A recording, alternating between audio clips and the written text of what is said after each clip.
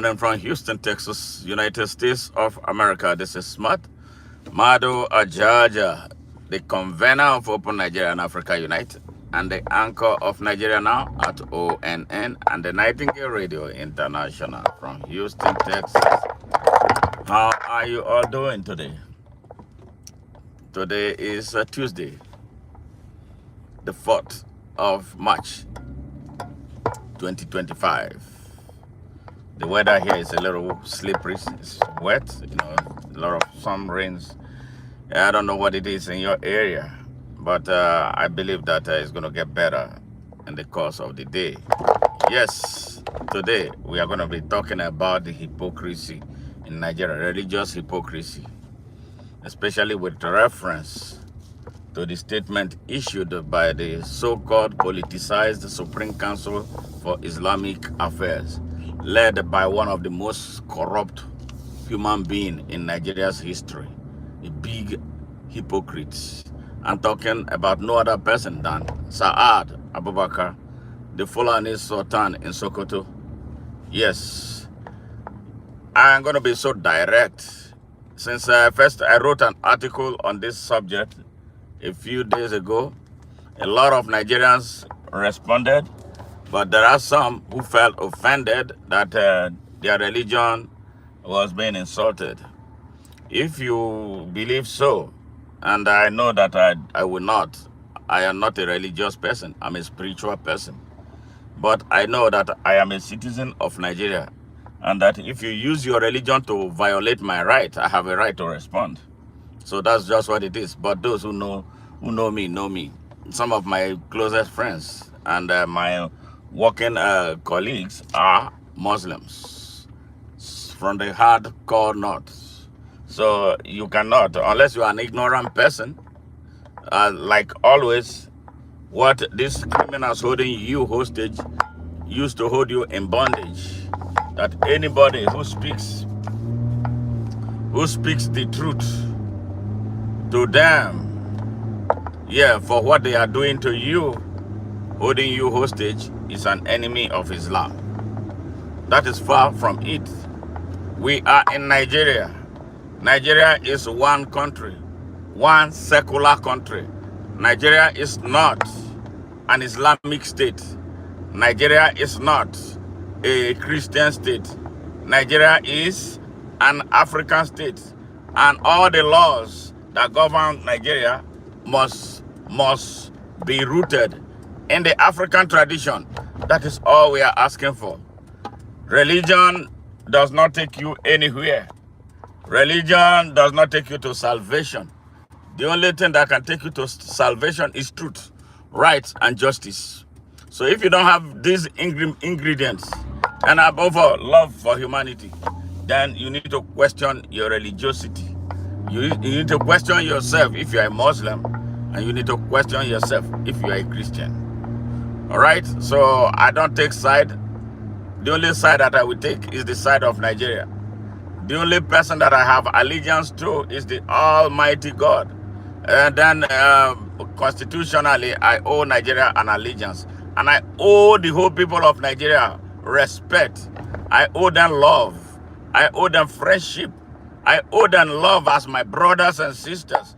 I don't see their religion. Whenever I sit down with any human being, I don't see your religion. What I see is your humanity.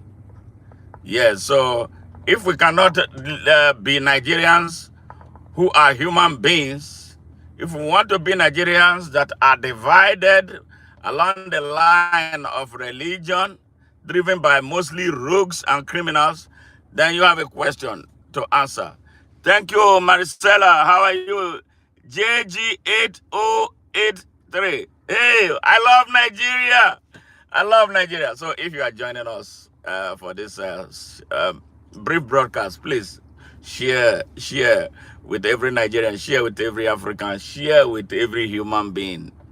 The problem we have on earth is the divisive tendencies created by man. They call it religion. God is neither a Christian nor a Muslim. God does not take side with anybody. God takes side with those who do right by him. those who love humanity and work for humanity. The best way to serve God is to serve God through serving your fellow human beings. Now ask yourself a question. Are you doing this? Are you doing this? Are you serving humanity regardless of where he or she comes from, regardless of his skin color, regardless of the color of his eyes? Are you serving? Are you serving? Are you really doing right? Do you see people and you just hate them because they don't worship the type of God you worship, or because they don't share the same citizenship of the same country with you? You just hate them and you want them dead? Yes, that is what is happening in Nigeria. So before I criticize any other place, I'm going to have to start from my home country, and that is what I've been doing consistently. Nigeria became independence in 1960. 6 years after, some people decided to set the country on fire, driven by religious hypocrisy. Yes, they were trying to bring about jihad in Nigeria. That spike was what catalyzed what happened later, 6 years after, and there was a coup. All right, and now we are beginning to find out more truths about what happened. But these people don't want to stop. How can Saad Abubakar, an extended beneficiary, of the seizure of Hausa land and the seizure of Hausa thrones and the decimation of the Hausa people, how dare he want to see himself as the Sultan of Nigeria? Nobody made him Sultan of Nigeria. Okay, he's Sultan in Sokoto, and he oversees so many emirs in the north of Nigeria. Now that part of Nigeria has over 30 million poor, defenseless, and innocent children on the streets. Some as young as 6 years old. They dump them on the streets of Nigeria, mostly in the north, and now they are spilling to other parts of Nigeria. And in the same part of Nigeria, the north of Nigeria, children, underage children are married out. Yes, and they are sexually violently abused. And then they end up, as we speak, nearly over 5 million of them are suffering from vesico-vaginal fistula. You know, they pee and shit through their vaginas. Little girls. And when all these men destroy them, they cast them and then divorce them. Then go get another victim. This man who wants to do so good for Muslims in the southwest of Nigeria, yes, because he's expanding his funds, does not see that as two emergencies. Children as young as 6 years old are on the street of Nigeria begging for arms from AM to PM when they are supposed to be in class. 10 states in the north of Nigeria, they have governors, they have members of the National Assembly, they have local government chairmen, they have traditional rulers. They don't do anything but take money from the federal government, put in their pocket, raise their children, send their own children outside Nigeria. And then you are telling me about you defending Islam. When a man start defending a religion, you know he's not a good person. And that is what they have used religion to hold the people of Nigeria in the north of Nigeria hostage. They repress them with religion. They violate them with religion. They lie to them with religion. They exploit them with religion. Yes, to the extent that they don't have a mind of their own. When during politics, when there is an election, they have a moment to choose leaders. One man will tell them, vote for this person. And they will all follow like sheep because of the ingrained feudalistic oligarchy that must be broken. That chain is a chain that Nigerians must break. And then you tell me that because I'm not a Muslim, that Sharia, you want to bring a rogue Arabic law into Nigeria. Nigeria has a constitution. So what happens to our constitution? These are people who go and take laws into their hands, stone people to death, kill people for alleged blasphemy. You know, alleged blasphemy. And these people are the most blasphemous people. Yeah, the elites in the north of Nigeria are the most blasphemous people. They rob, they rape, they abuse, they exploit the people. Yes, and tell them to shut up. Yes, they create this Sharia law. What is Sharia law? Sharia law is double standard in Nigeria, a country that has its own legal codes. So why can't we enforce our own legal code? Why should we take one Arab thing? Are we Arabs? Are we Arabs? Do Arabs see black people as anything? Then why should we be practicing their Arabic constitution in Nigeria? Yes. Yes. So this is the thing that is raging in Nigeria right now. Mr. Saad Abubakar, they said is the supreme head of the Islamic Council of Nigeria. Yes. They came together and then started making demand on the rogue government that he helped bring. We're going to talk about how he helped bring a criminal, a drug dealer, a certificate forger, and an identity thief to become president of Nigeria in the name of Islam. Muslim ticket, right? That's what they called it. Well, I'm going to talk about that later. All right. The rogue president of Nigeria is from the southwest of Nigeria. Now, because these people are eternal troublemakers, I believe they are having problems because something has expired that needed to be renewed. And maybe the guy is not budging about giving them money as always. Now, they want to find a way to start something. They said that the Muslim in the southwest deserve to have a Sharia. This Sharia has been implemented in nearly all the states in the north. Since they started the implementation, nothing has changed. The only thing that has changed is that there's increased marriages of underage children. The man who started it went to Egypt and brought a 13-year-old for marriage. I don't know what's going on in Egypt too. Yeah, but we have to investigate. That is what they do. They are abusers. They love to destroy young, poor, and innocent children. Yes, people who don't care about children. People who don't care about children. Now, you have not been able to solve the problem in the north of Nigeria, where you hold sway like you are a god there. You are extending your hands, your funky hands to the southwest of Nigeria. All right? That they deserve to have Sharia. They want Sharia to be applied, Sharia law to be applied there. So, you know what that means? That is an aggression against the state of Nigeria. That no citizen who understands his rights as a Nigerian and as a human being will allow to happen. That is double standard. And that is how they kill people in Nigeria within a space of 6 months under the Islamic leadership of Saad in the Sokoto Emirate. 2 young Nigerians were murdered by religious fanatics.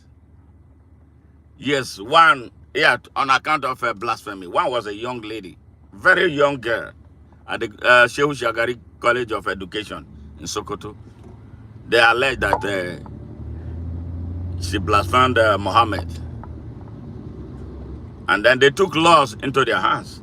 From what I saw, from what I have read about Nigeria, Nigeria has a legal code that deals with blasphemy. I don't know how they got that into our constitution, but that's okay. That is legal. All right, they did not follow that legal channel. They took laws into their hands, stoned this young girl to death, and burnt her body to ashes. Yes. Saad was there. He did not raise a finger. He said absolutely nothing. Aminu Tambiwa is governor of that state. He said nothing and did nothing. Muhammadu Buhari was president of Nigeria. He said nothing and he did nothing. Abubakar Atiku was running to be president of Nigeria. He tweeted a condemnation of the killing. But before 10 minutes, he took it down and claimed that he was not responsible for the tweet. So look, imagine, and these people have been the people ruling Nigeria. 10 out of those who have led Nigeria at the highest level were from this part of Nigeria. Now, mostly Muslims. They don't see any problem with this type of dastardly killing. They don't see the need to address the mass poverty in that part of Nigeria that is setting the whole country back. Yes. Yes. Yes. So they don't see anything. But at all times, they want to be leaders. At all times, they want to be in charge of Nigeria.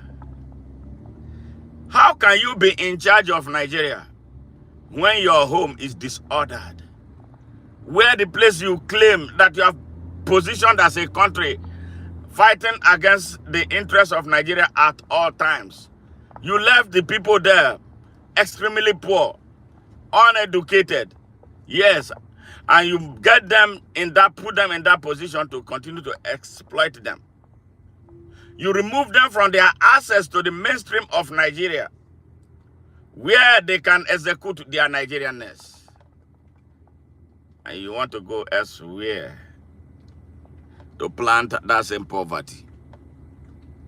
Yeah, I'm happy with the way the Muslims, the real Muslims in the southwest of Nigeria have responded.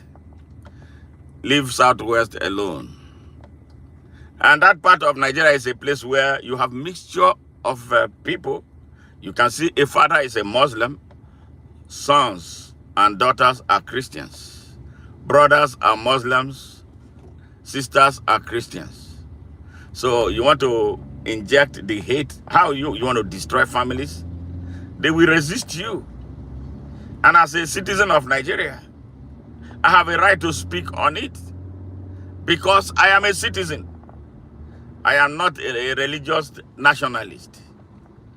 And religious nationalism has no place in Nigeria. We are citizens of Nigeria. We want to build a nation. There is nothing like Islamic Nigeria. If you want to build an Islamic country, vacate, leave Nigeria and go and found your Islamic nation. But as long as we are in that territorial space of Nigeria, there will be no Islamic Nigeria.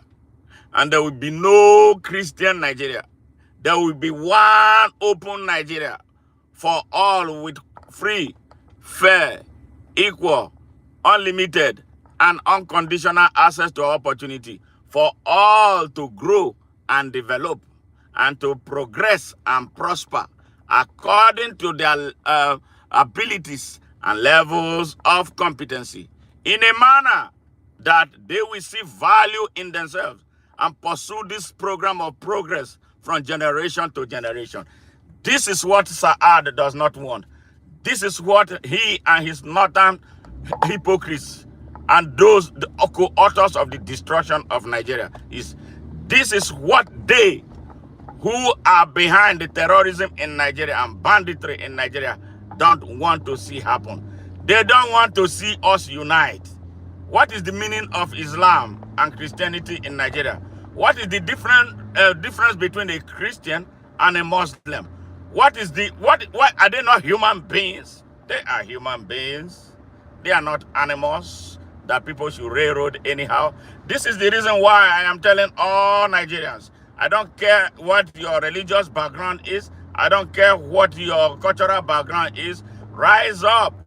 We are in this country called Nigeria, where we did not create it. Some people created it for us to continue to fight one another. Now, let us raise our consciousness to tell them that we can solve problems. We can solve our problems. We don't need Saudi Arabia in our country telling us what to do. All right? Now, let me tell you, who does not know the history. Yeah, if you know the history of Africa, you won't want an Africa whose people will be treated like trash anymore in this 21st century. The Arabs, yes, listen, the Arabs enslaved black Africans for 700 years. Arabs, the one who gave you Islam, they enslaved Africans for 700 years. The Arabs enslaved Africans for 700 years. And you know what they did to the male slaves? They castrated all of them. Yes, they castrated all the male slaves taken from Africa, dragged through the Nubian desert, dragged through the Sahara desert, down to the Arabians. They castrated all of them. Then after that, the Europeans came and took black Africans for 400 years. 400 years. 400 years. 400 years. 400 years. La la la la. Hey, that Bob Marley. Yes, this situation has not changed. It's the same ideology. They took our people for 400 years across the Atlantic. We built London. We built Portugal. We built the United States on the back of men and women, our ancestors who were brought here. Yes. And then gave us Christianity. Yes. All right. Now we are fighting one another. We are driving the constitution of invaders. And then here comes Saad, because he doesn't know history. Or maybe because he's an Arab. He wants to continue that tradition in a secular Nigeria. No, God forbid. I am a Nigerian. I am an African. I love the Almighty God. I see God from the prism of being an African. I will not see God from the eyes of invasive imperial European. I will not see God from the exploitative Arab. No, I will see God as African. This is what we should do to set ourselves free. That is why we are in chains, because they stole our brains, they stole our ancestors' minds, and then replaced their good minds with their own. What do? How did we end? We became subservient. We became slaves who have no minds of their own. In the 21st century, they are still telling Africa what to do. They are still telling us the fake northern elders, and they are all Muslims. They have their children outside Nigeria, living in criminal opulence. They have access to everything that they stole from Nigeria. But these poor people that they claim to be representing, right? You are right. That they claim to be representing live below poverty line. They can't. Food is not guaranteed for them. Healthcare is not guaranteed for them. They are left in the wild. So you want to expand that poverty to the other parts of Nigeria. So this is the reason Nigerians must stand up and resist this man. He's an evil man. Yeah, people have been, they find a way to silence the whole of Nigeria. The people of Nigeria are scared of them. They don't talk about them. Yes. Yes. Yes. They stole everything. Yes. So, it's either Nigerians wake up to the realization that they have a country to build, or they forget it, and then they will be enslaved by these criminals who work with all manners of rooks from around the world to destroy their country. They don't love Nigeria. I love Nigeria. There are many people who love Nigeria. Those true patriots of Nigeria. It's a call to you that I'm putting across right now. Let's come together, unite, and retake our country from these criminals. They have stolen more than enough from us. They destroyed 3 generations of Nigerians. We must not allow them to continue. Let's put an end to their reign of terror in our country. Yes, they are the Sultan. What is it? Fulani Sultan Saad cannot say that he doesn't know anything about Boko Haram. Yes, but because the people who have held the country hostage as political leaders, those in the rogue government, they are part of the evil. They don't hold them accountable. Put someone like me in power and he's making all this type of provocative statements. He will make all these statements and get away with it. Nobody holds him accountable. Look at Nnamdi Kanu. What did he do? They have been holding that young man for how long now? 2 times. They had him for the first time. They had him for 4 years in jail. They released him, and then they were putting up a trial for him to appear in court. They know he was going to appear in court. Now, what did they do? They started Operation Python dance. Their python started dancing, and they want to kill him so that that would be the end of that.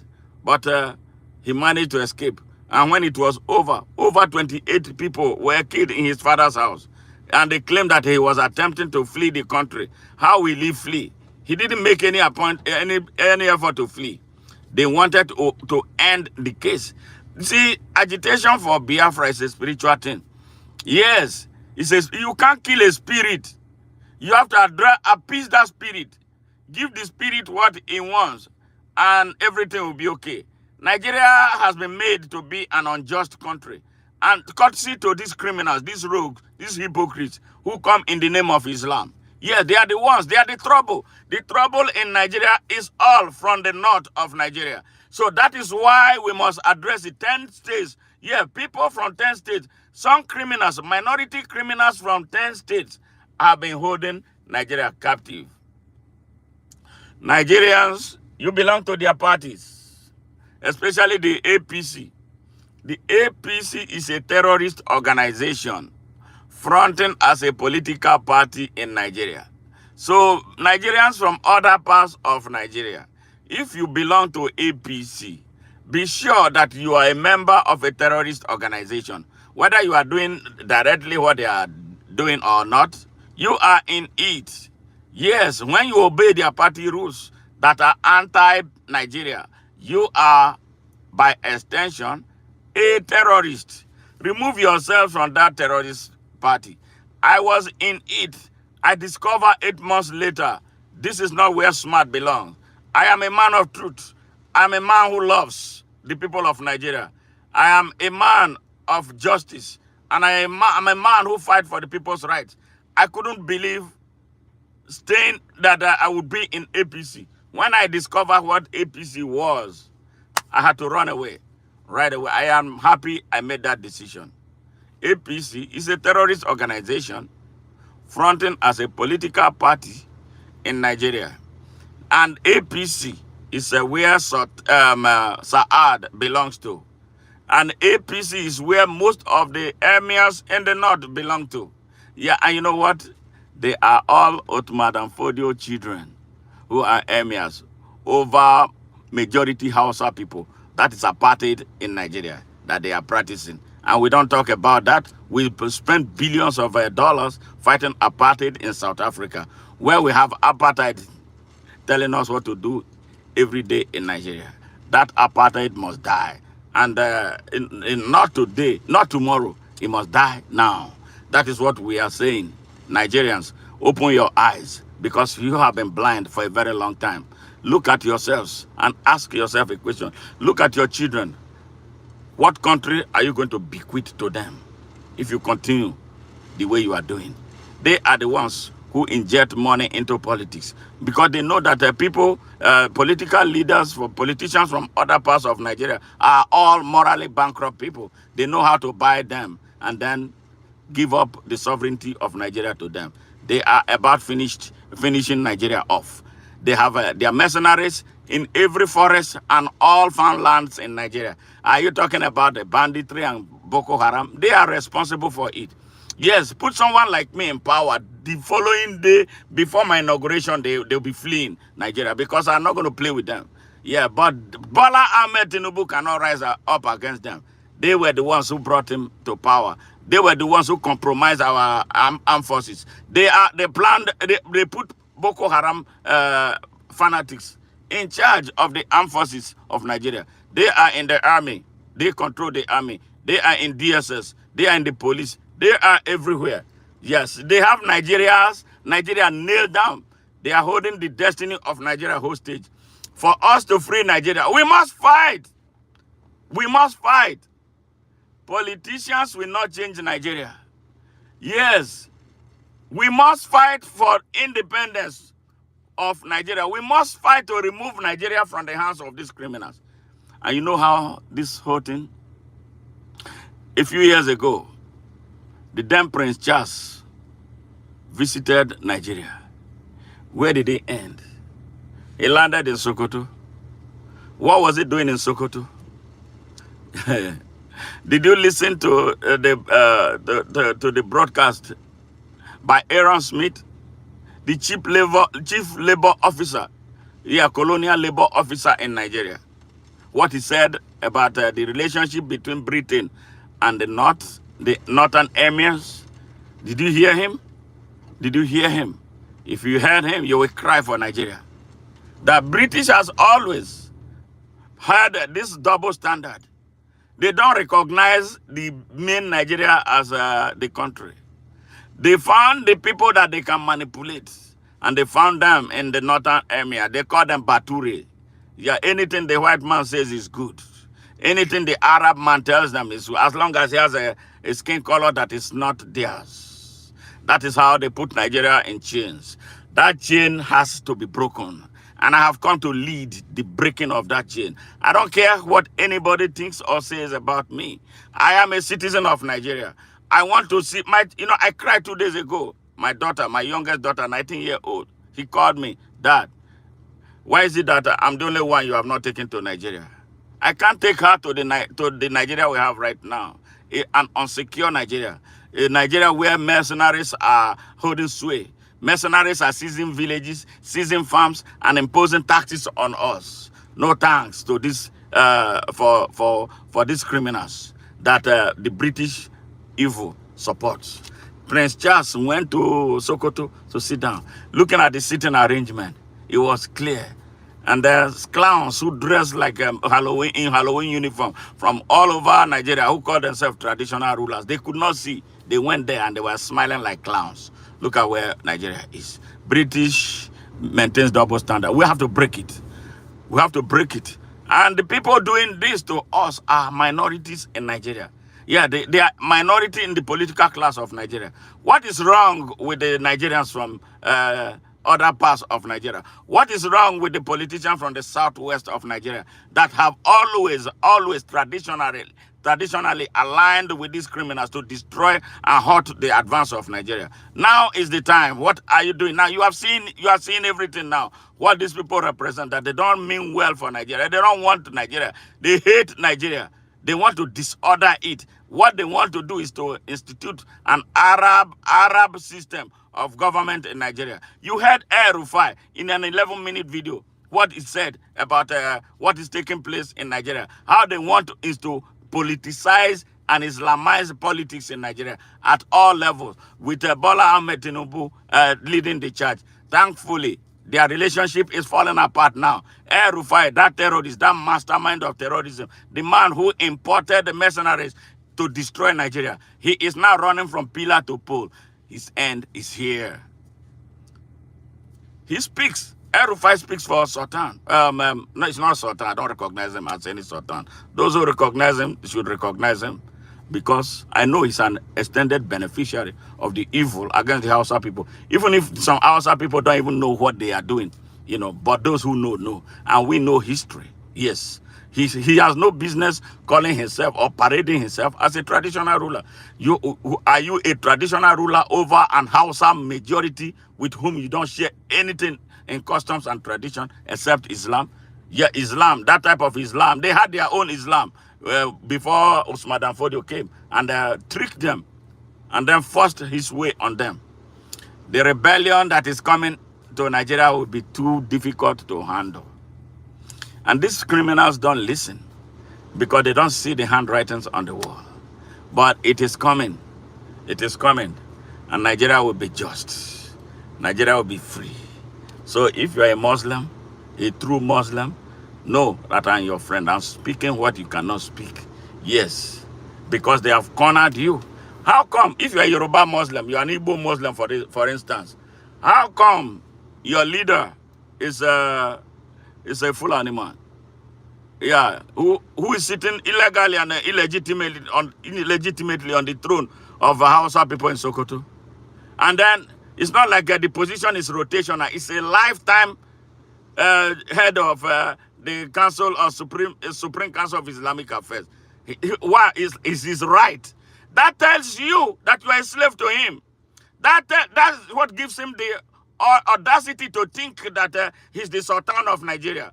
He is not. I'm telling him now. And the more millions of voices are going to be following, telling him, gentleman, pipe down. You are not the Sultan of Nigeria. It is you, Yoruba Muslim.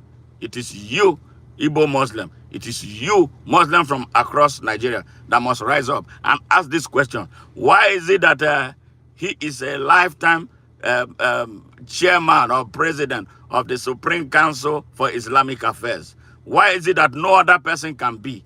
And then when he's holding that position, a Yoruba man is the secretary. So you know what that means to the sovereignty of Nigeria?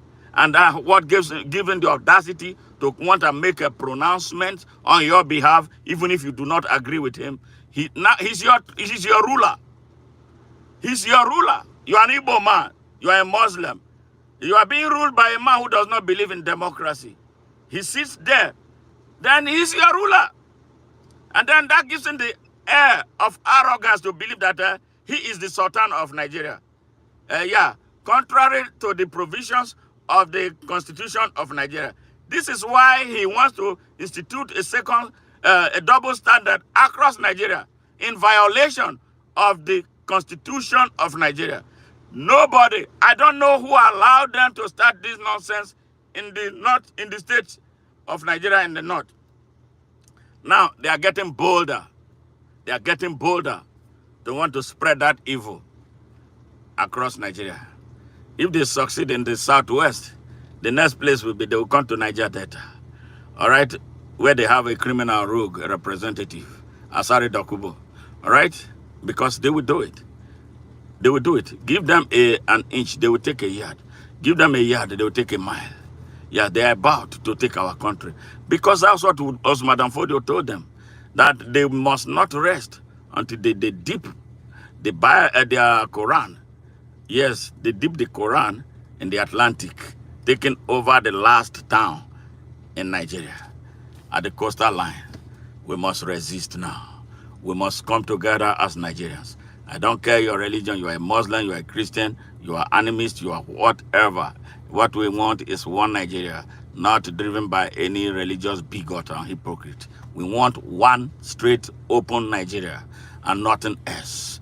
Any bigot who comes should be challenged at all levels and anywhere. And that is what we must do right now. We will lead the charge. Open Nigeria is the only way forward for the people of Nigeria. And in open Nigeria, all we will see is religion, is Nigeria, and its humanity and its beautiful diversity. So Nigerians, you must be ready to rise up and resist this new brand of terrorism. And they are acting a script. This is one of the last script that they must act. And you are sitting down there waiting, and you are waiting for those who say they are Christian. You are waiting for Jesus to come and do it. He's not going to do it. We will rise up as a nation to combat this evil.